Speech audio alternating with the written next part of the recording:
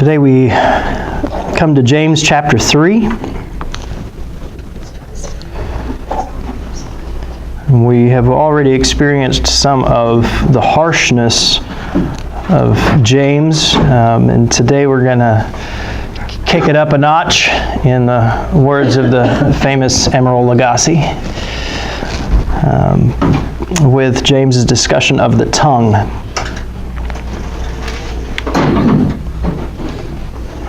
I try to keep in mind as I teach this today his words from chapter 1 that we should be slow to speak, and yet we must dive in and speak about it.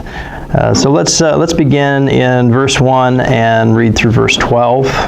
It says, "Not many of you should become teachers, my brothers, for you know that we who teach will be judged with greater strictness. For we all stumble in many ways, and if anyone does not stumble in what he says, he is a perfect man, able also to bridle his whole body. If we put bits into the mouths of horses so that they obey us, we guide their whole bodies as well. Look at the ships also. Though they are so large and are driven by strong winds, they are guided by a very small rudder wherever the will of the pilot directs. So also the tongue is a small member, yet it boasts of great things. How great a forest is set ablaze by such a small fire! And the tongue is a fire, a world of unrighteousness. The tongue is set among our members, staining the whole body, setting on fire the entire course of life, and set on fire by hell. For every kind of beast and bird, of reptile and sea creature, can be tamed and has been tamed by mankind. But no human being can tame the tongue. It is a restless evil, full of deadly poison. With it we bless our Lord and Father, and with it we curse people who are made in the likeness of God. From the same mouth come blessing and cursing. My brothers, these things ought not to be so. Does a spring pour forth from the same opening both fresh and salt water? Can a fig tree, my brothers, bear olives, or a grapevine produce figs? Neither can a salt pond yield fresh water."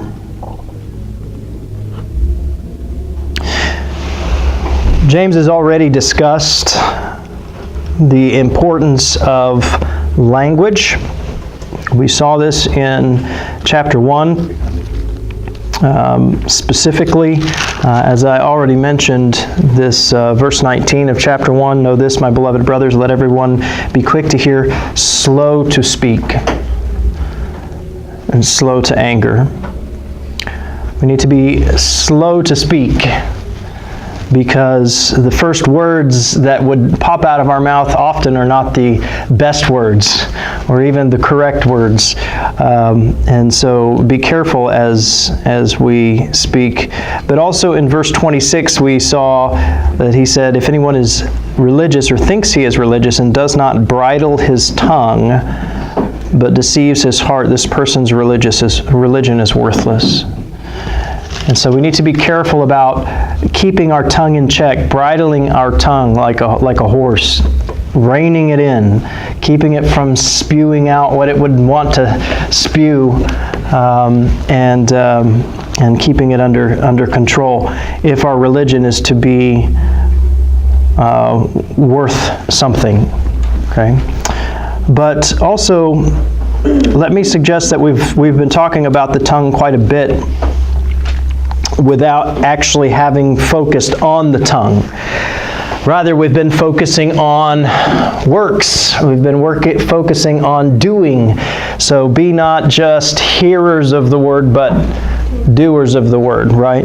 And so we have seen in verse 12 of chapter 2, "So speak and so act as those who are to be judged under the law of liberty." We saw if one of you in verse 14 says or speaks that he has faith and he does not have works, can that faith save him?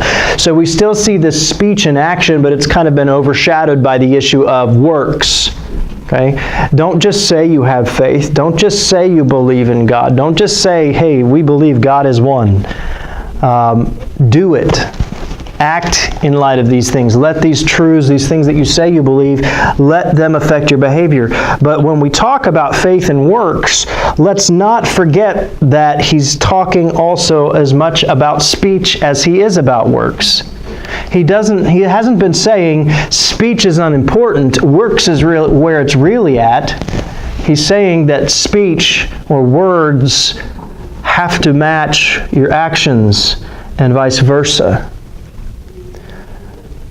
For James, the issue is, are we to be people who are unified, who are one as God is one, or are we people who are duplicitous, double-minded, divided within ourselves? Okay? And so when he comes to chapter 3, this is not just an abrupt shift in gears. This is carrying along what he's already been carrying with him the whole time. That speech is a fundamental part of who you are as a person. That God has created us as speaking beings. Which is hard to say 5 times fast, I imagine. Speaking beings. He's made us as individuals with tongues. We are the only part of his creation that can use the tongue to speak in language communication. And so he comes back to this and brings it back to the forefront. And he says, the first thing he says is that not many of you should become teachers. Now, this is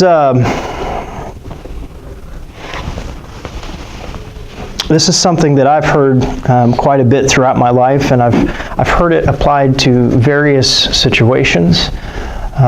Specifically, I've heard people use it when they're talking about ministry, and they say, not many of you should aspire to be ministers, for example. Not many of you should aspire to be pastors. But I think it's much broader than that. I think it applies more than just to ministry settings. Okay, not many of you should aspire to be elementary school teachers, perhaps, or middle school teachers, or Sunday school teachers. Not many of you should aspire to be teachers in your workplace, a leader in your workplace. And this becomes quite difficult for us to look at all of life and look at all of the scenarios and all of the situations in which we might be a teacher, in which we might teach another person. And we have to wonder, is that what he's talking about? I tend to think that it can apply to all of those things. I think James probably does have in mind a situation that, even though it may not be pastor, it may have something more to do with teaching in an official sense, whether it may be a school teacher or it may be a ministry teacher, but in all of these situations where you have a position of authority over a person to convey information, to train them, to teach them, to mold them, you are in a situation that comes with it some very grave responsibilities. And so James says, not many of you should aspire to that. And why? Why should you not aspire to that? He gives the answer here in verse 1. What does he say? They'll incur stricter judgment. Because teachers will incur stricter judgment, or we know that those who teach will be judged with greater strictness. Now, James doesn't say why that is, or what kind of greater strictness that is, but we can probably hypothesize about some of those reasons. What do you think? Why would a teacher be judged with greater strictness? Well, first of all, let's answer, by whom will they be judged with greater strictness?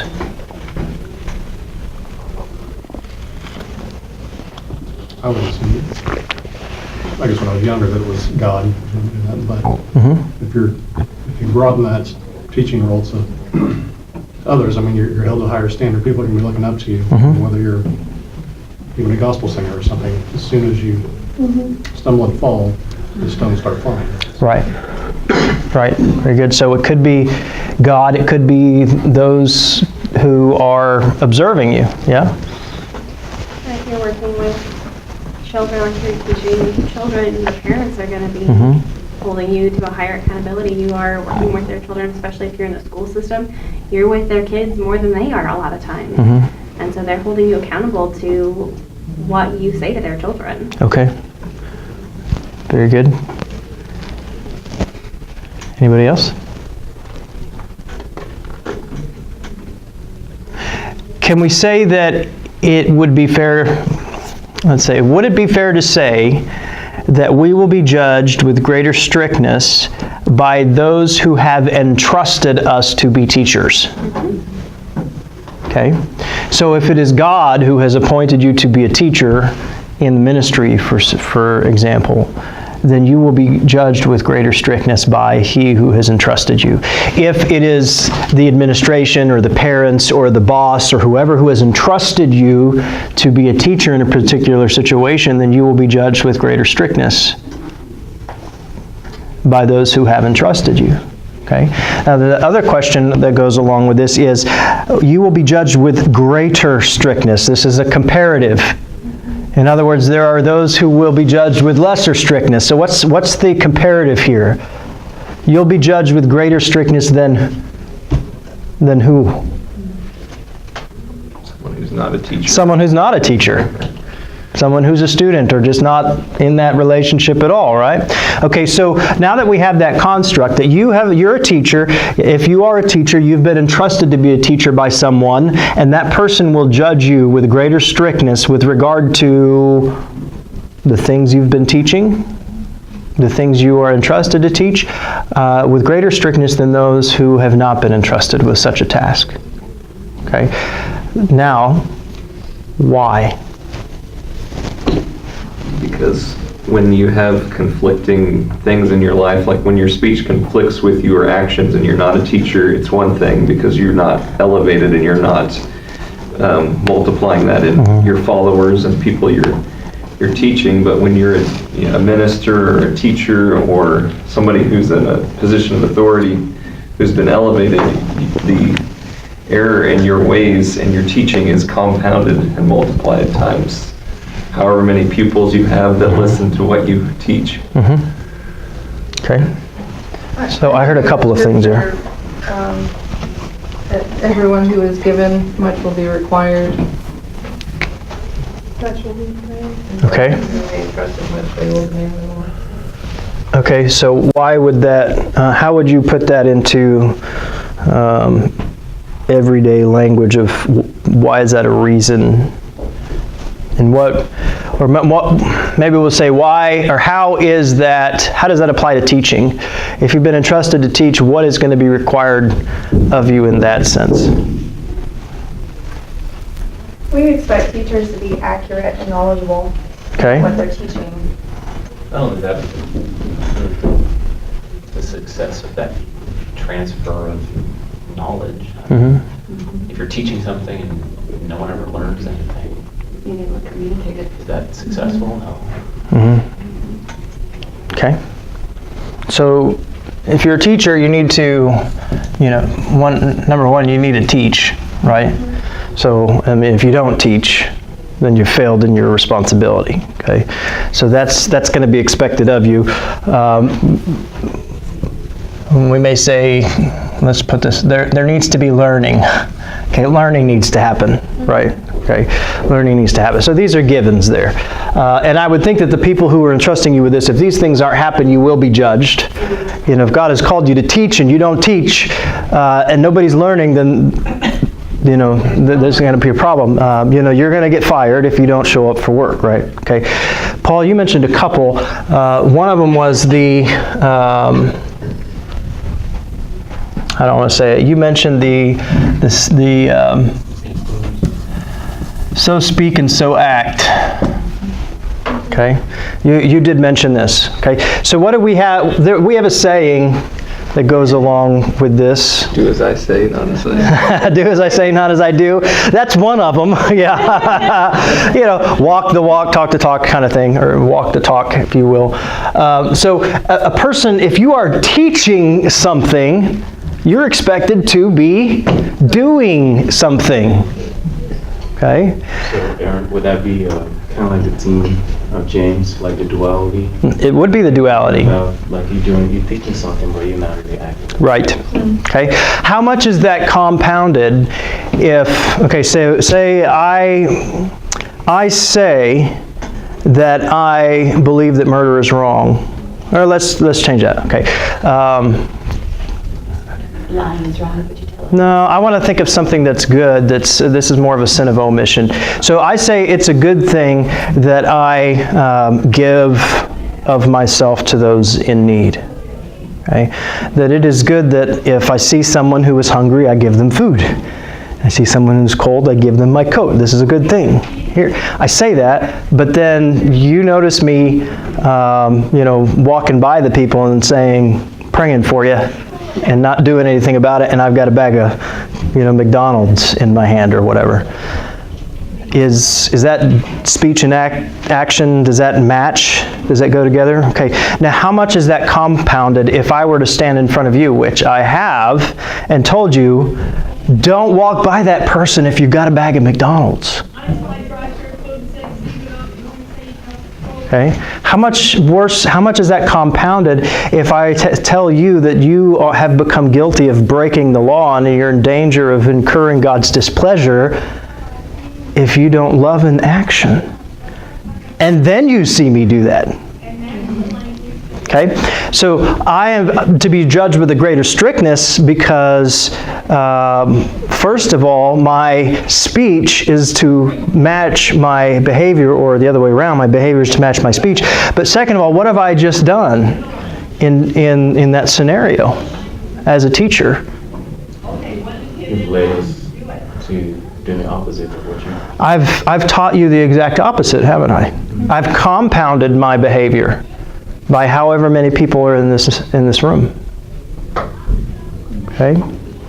Like I think of don't cause your brother to stumble, and that's the word in this verse, is that we all stumble. But as a teacher, you're causing more to stumble if they're saying that. Exactly.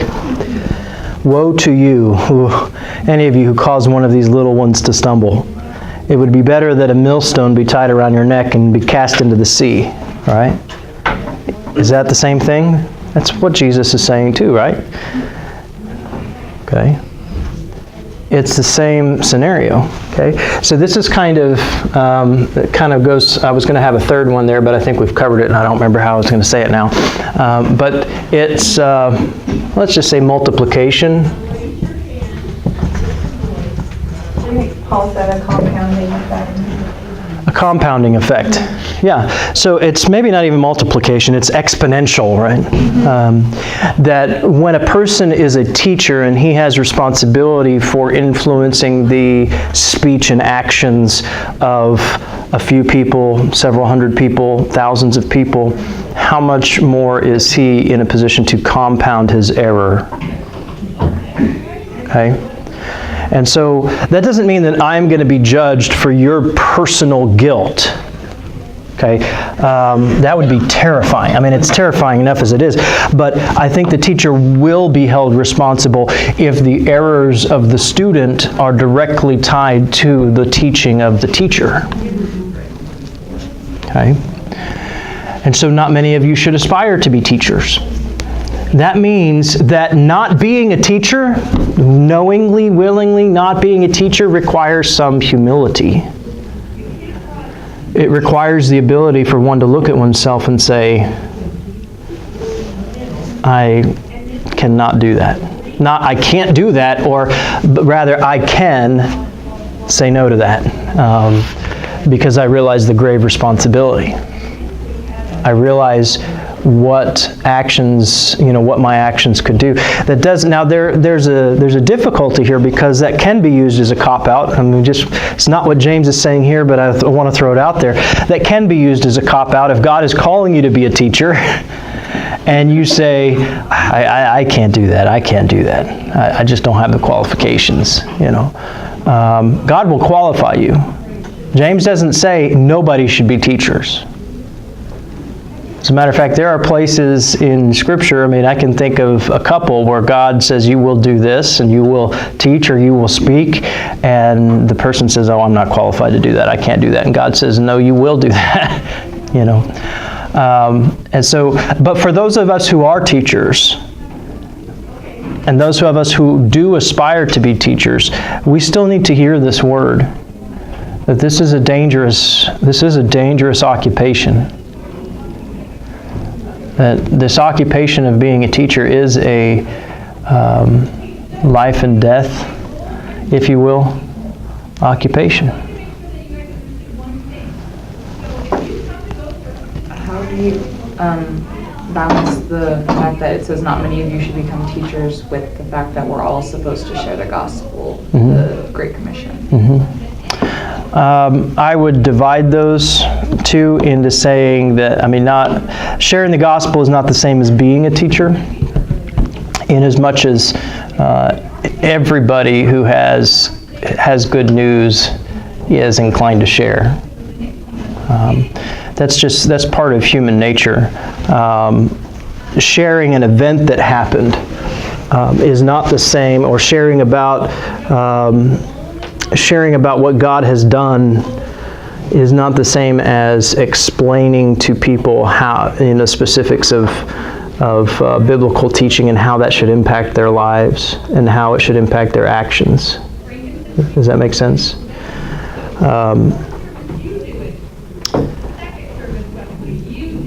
This is also a situation where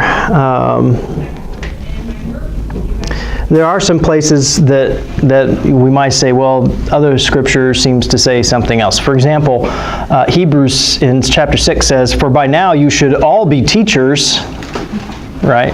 But you need someone again to give you milk and not solid food. I think that this is a different scenario in the sense that this is not to say that not all of you should be able to teach. Okay, my goal is to equip everyone that I teach to be able to teach. Okay, in the sense that you know the content, you know the truth so well that you can recount it and share it with other people. Okay, in that sense, yes, you should all be prepared to be teachers. But in the sense of actually taking an official position of authority over another person to be responsible for their learning, James says not many of you should do that. Okay. Now, he gives one of the reasons why. Not beyond, you'll be judged with stricter judgment. One of the reasons for, in verse 2, this is a because clause, or for a reason, a purpose clause. He says, for we all stumble in many ways. Now this we all, I don't think this means we all humans. That would just be redundant. That would be, it would not be something that James would even need to make the point of. I think he's talking to the we who teach in verse 1. Okay? We who teach stumble in many ways. Just as much as those who learn stumble in many ways. We who teach also stumble in many ways. And if any one of us, teachers, does not stumble in what he says, he is a perfect man, able also to bridle his whole body. Now, let me make the distinction here, even though James is not big on distinctions, that we can say that this would be true of everyone. It just wouldn't suit the point of what he's saying. Okay, so for example, we can say, yes, everyone, teachers, students, regardless, stumbles in every way. Yes, if anyone does not stumble in what they say, they're a perfect man, they're able to bridle the whole body. But the point here is that the teacher's primary tool in his trade is what? His tongue. Okay? The teacher teaches primarily with his tongue, by speaking. And we who are teachers stumble, including with our tongue. And this is why not many of you should be teachers. As much as I'd like to think that I teach unvarnished, unblemished, pure truth every Sunday, every time I open my mouth to speak from the Scripture, it's just not true. I stumble in many ways. And when I use my tongue to teach, when I use my tongue not to teach, I stumble. I make mistakes with my tongue, and I will be held accountable for those.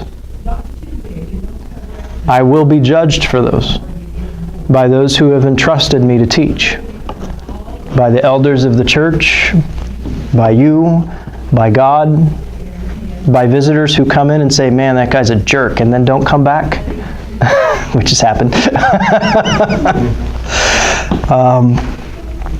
But teachers use their tongue to teach primarily.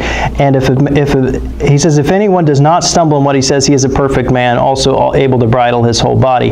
The point there is not, that's what you should strive for. The point is, I think it's rhetorical. Is there such a person? Is there such a person who does not stumble in what he says and is a perfect man? No. He's saying if this were the case, and it's not, he would be a perfect man.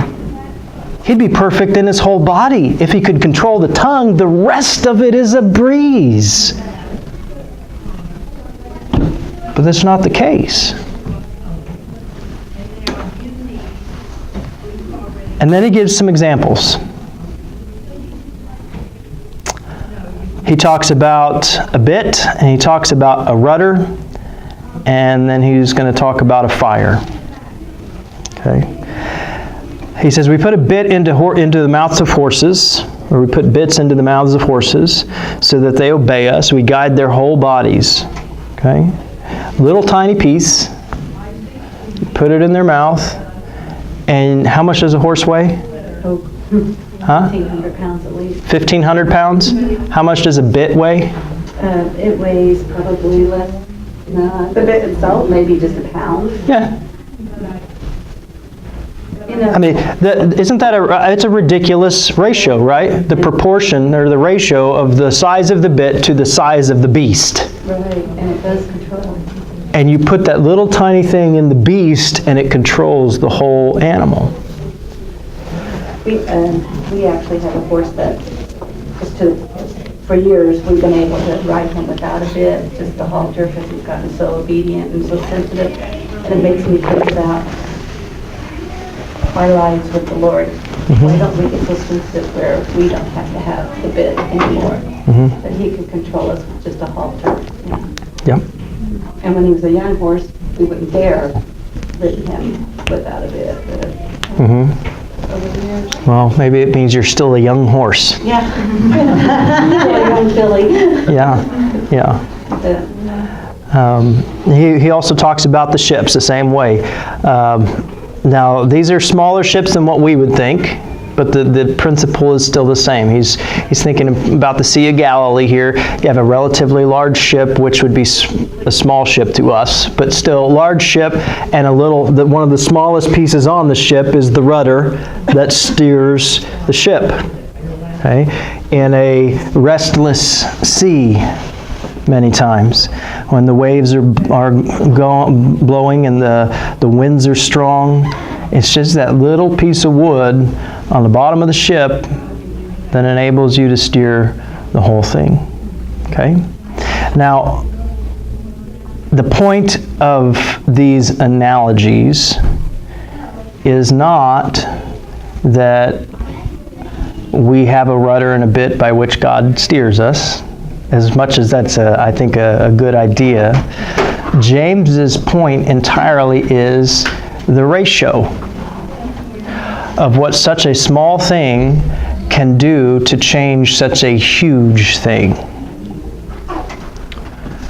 And the ratio that he is talking about here, the analogy is the size of the tongue, not to the person's body, but to the person's entire life. Okay? So he says here, so also the tongue is a small member, yet it boasts great things. Now, I don't think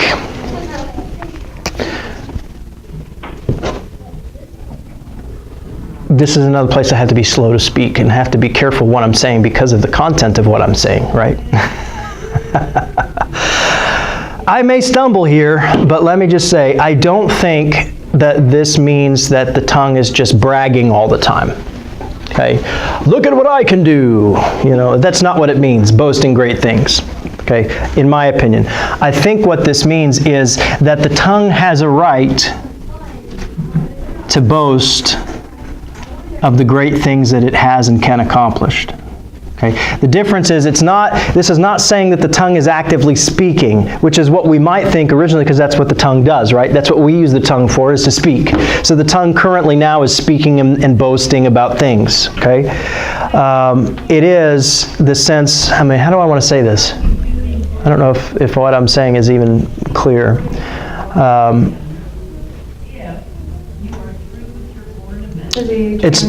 Go ahead. I was going to say, is he transitioning from the actual act of talking into the lifestyle of the person? Yeah. So think of the difference between, Nebuchadnezzar, when he stands on his balcony and he's actually speaking. Look at all of these things that he's speaking boasts, right? Okay. But a person, without ever hearing Nebuchadnezzar, if he's standing in Nebuchadnezzar's presence and he's seeing all these things that Nebuchadnezzar has done, he doesn't even need to hear Nebuchadnezzar. He can say, man, that guy boasts great things. There's evidence of great consequence in his life. Okay, does that make sense? Okay, so we can use this word that way as well, that it boasts great things. It has a pretty extensive resume, if you will. Okay, and so his point is not the tongue is a small member and yet it's bragging about things that it does. He is saying the tongue is a small member and yet it has done such monumental, huge, incalculable things. Okay? I think that's the point. Is he moving from the positive to the negative with these examples? Like he starts out with horses, bits, and rudders, and then he goes to a forest fire. Yeah, I think he's going to really punch it. I mean, he's still his emphasis is still on that the ratio, but I think the switch to forest fire is deliberate in that his point is not that these boasts are wonderful, amazing, grandiose things. They're catastrophic, destructive, disastrous things. Kind of like what you're talking about is those other analogies of the bit, rudder, and those are tools by which something can be accomplished, right? Similarly, the tongue is a tool by which either very great positive things or very great negative things can be accomplished. And therefore, what you're saying is, hey, you don't necessarily need to even hear what someone's saying, but by the method of the things which they have spoken in the past, they can either be boasts of greatness or destruction, essentially. Right. So there is a difference between an action and the result of an action. A word spoken and the result of a word spoken. Okay? And the emphasis here is not on the action, but on the result. Okay? It's not the tongue is actively speaking, boasting, but the tongue can boast of all these great things that it has accomplished. Okay, the result of what it has done.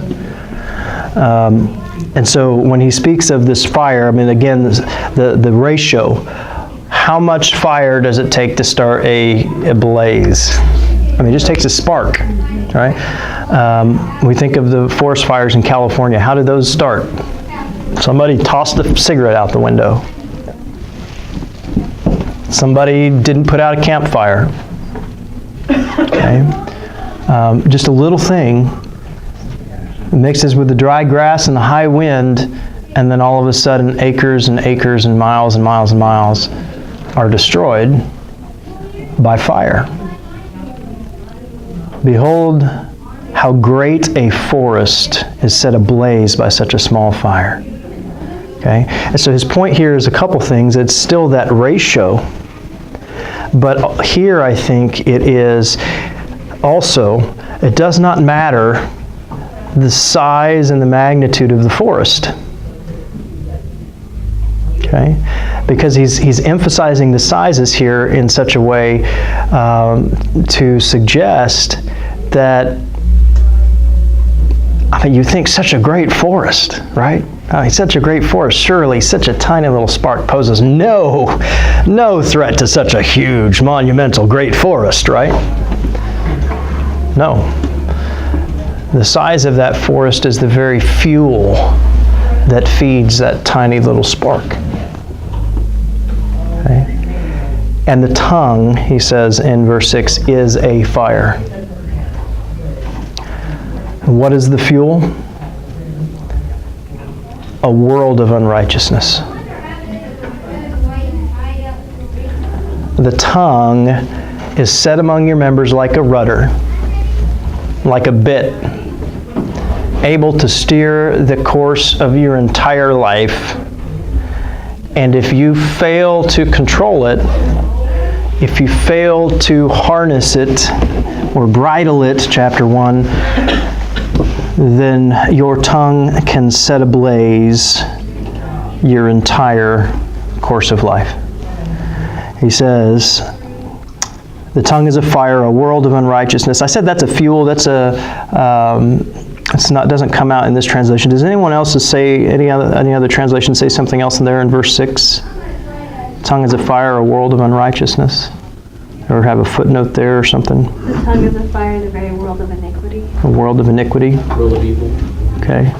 Does anyone have a footnote or anything that suggests that this world of unrighteousness or whatever is the fuel for the fire? Bye, Chi. Okay. That's the way that I am reading it. This tongue, which is a spark of sorts, sets ablaze this world of unrighteousness. He says it's set among our members, bit, rudder, staining the whole body, setting on fire the entire course of life. Okay? So I take that world of unrighteousness, course of life, to be kind of parallel, and it is set on fire by hell itself. Now, has James used any harsher language yet? Okay. This word hell or Gehenna, it is used by Jesus extensively. It is this place where the fire is not quenched, the worm does not die. Okay, that kind of language. How in the world is this whole course of life set on fire by the tongue? Well, that place that burns continually, forever and ever, gives its spark to your tongue. Okay, James. Way to make us feel good about ourselves, right? Give us a pat on the back. He will not let up. He is relentless here.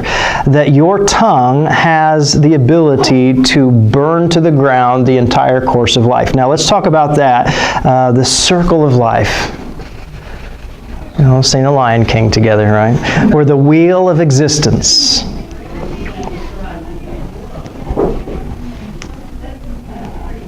Is James into New Age here? Is this the New Age thing?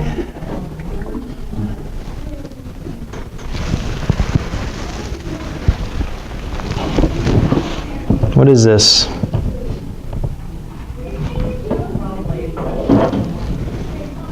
I mean, he's getting to the seriousness of the state of our hearts. Mm-hmm.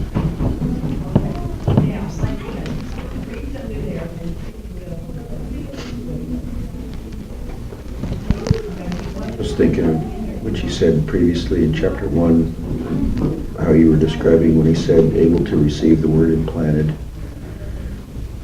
identifying yourself as a Christian. Mm-hmm. So this sort of thing can potentially put in jeopardy how you identify yourself as a Christian believer. A true Christian believer wouldn't do these things. I don't know if that's Okay. Yeah. Well, it is a curious phrase. I think we struggle with it because of its associations with kind of New Age animism, kind of, Lion King type of stuff, the wheel of existence, the circle of life. But this is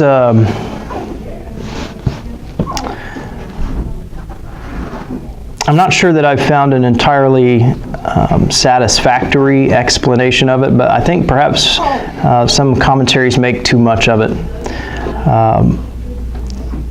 When you think of existence, I don't think he's talking about like a circle, like it just keeps going around and around, like reincarnation type of thing. But from birth until death, okay?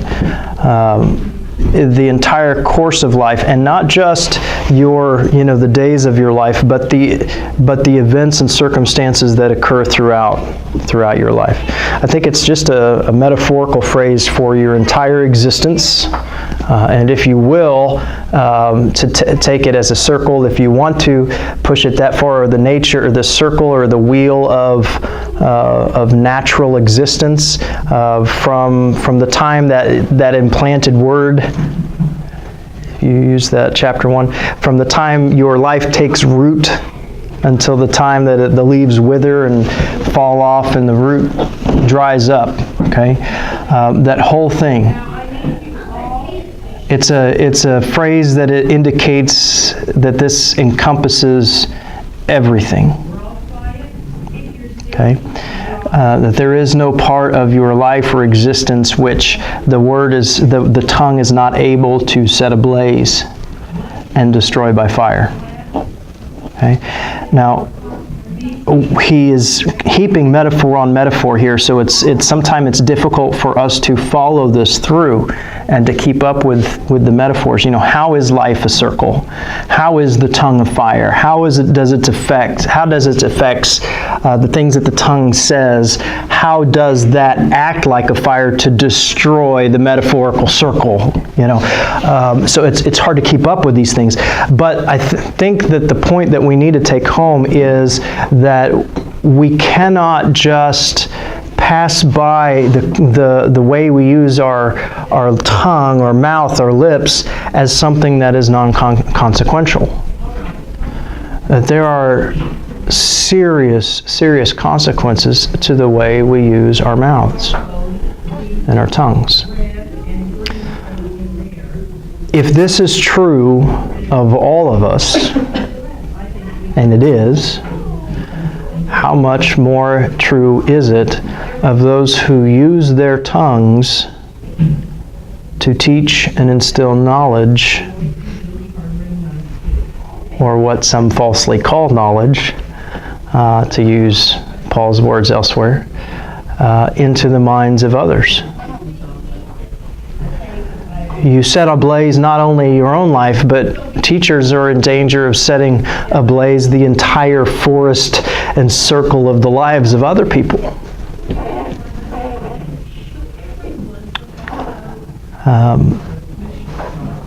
He talks about taming animals. Changes the metaphor again. Back to animals. He refers back to Genesis chapter 1 in creation, in the creation account, where every kind of beast and bird and reptile and sea creature, these are the things that God created, and God said, have dominion over the earth, right? Subdue it. And James says, look, we've done that. All of these kinds of animals, they can be tamed, and we have tamed them. We've domesticated them. And yet we cannot tame our tongue. You think of the most fearsome animal and the kind of fright, kind of fear that you would feel within your bones if you stood in the presence of that animal when it's angry and hungry. And James says, that animal we can tame. But the one that lives in your mouth, we cannot. and no one ever has. Now, he says it is a restless evil, full of deadly poison. Kind of like a venomous snake. It is eager to lash out, it's eager to bite, it's eager to poison. Paul uses this language in Romans 3, by the way, that he picks up from the Psalms, that the venom of asps is under their lips. Okay? What hope is there for us? I mean, how do you respond to this teaching? I mean, James has been talking about horses, but I think he's killed this one, and he keeps beating it, right? How do you respond to this? How does this make you feel about your tongue? Makes you not want to talk, does it? One thing I saw in verse 8 when he said it's a restless evil. I may not have this right, but I just think about how you can never let your guard down thinking about what you're saying. I do it all the time. I mean, I react and say something, or even in normal everyday conversation, but it's like something that you just have to have your mind on at all times. You can never turn it off. It's restless. You always have to be on guard for that. Yeah. Never takes a break, right? Doesn't take a rest.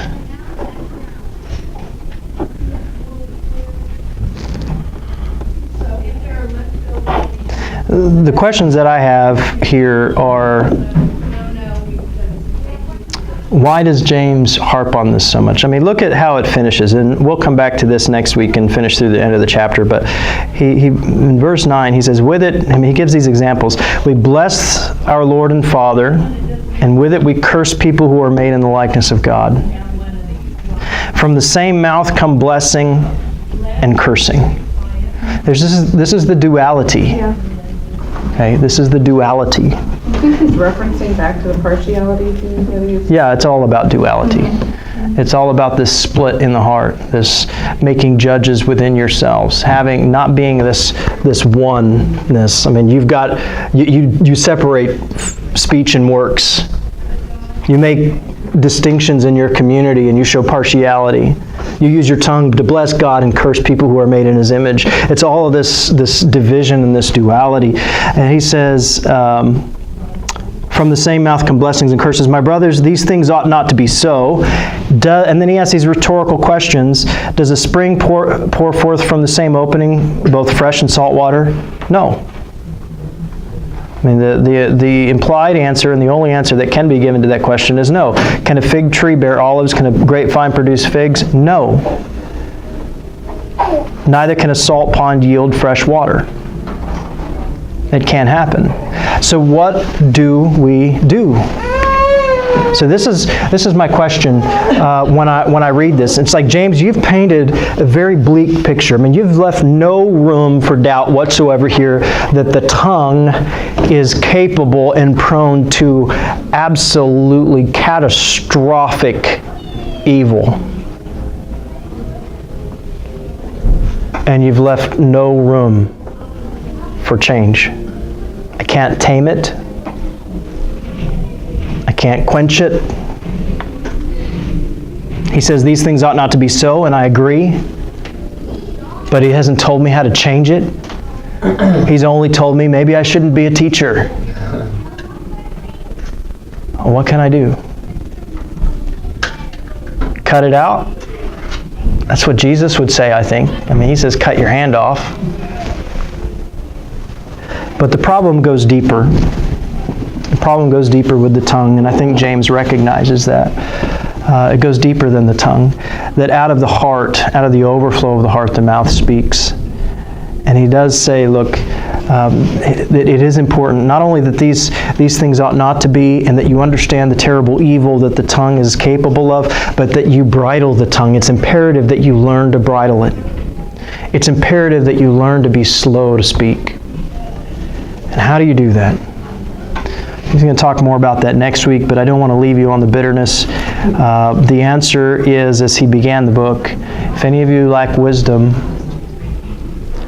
let him ask God. And do it without doubting. And he's going to talk about that wisdom at the final end of the chapter. And then he's going to talk about, later on in the book, about how to humble yourself before the Lord.